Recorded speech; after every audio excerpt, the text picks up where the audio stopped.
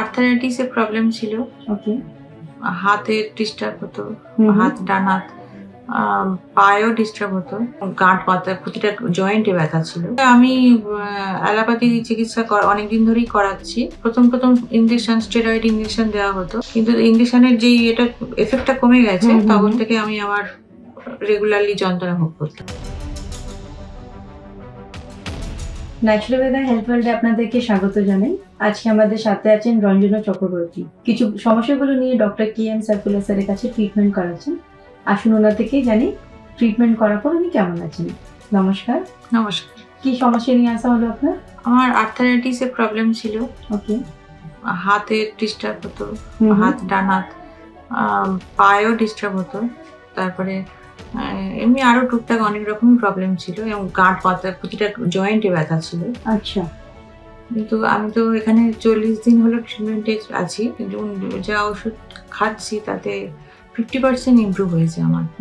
আমি একটু ডিটেলস আপনাদেরকে জানতে চাইবো। আপনি যে বলেন গাঁঠে গাঁঠে ব্যথা আর্থারাইটিসের প্রবলেমটা, সেটা কতদিন ধরে ভুগছিলেন?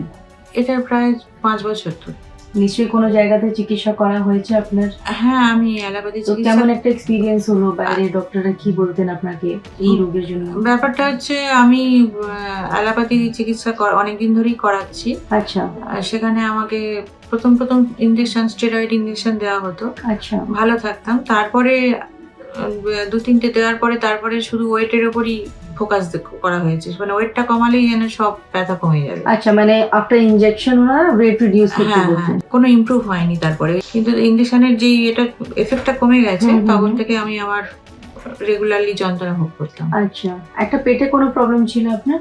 হ্যাঁ, না, পেটেরটা এমনি এখন কমই আছে, কমই এখন আছে। সেরে গেছে। আর ব্যথাটা যেটা শোল্ডারে একটা প্রবলেম আপনার হ্যাঁ ছিল? হ্যাঁ, ওইগুলো 40 ডেজ মেডিসিনে অনেকটাই তো কেমন better একটা আছে। এক্সপিরিয়েন্স হলো আপনার আয়ুর্বেদিক ট্রিটমেন্টের উপরে? না, আয়ুর্বেদিক ট্রিটমেন্ট খুবই ভালো লেগেছে আমার, এবং আমি এটা চালিয়ে যাবো।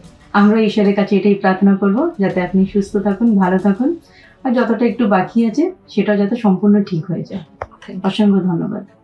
मैं बीइंग अ डॉक्टर कमिटेड हूँ अपने पेशेंट के लिए, ईमानदारी के साथ, सच्चाई के साथ, मोहब्बत के साथ उनका ट्रीटमेंट करने के लिए, उनका ख्याल रखने के लिए, उनकी बातों को सुनने के लिए और उनके दर्द के लिए मरहम बनने के लिए।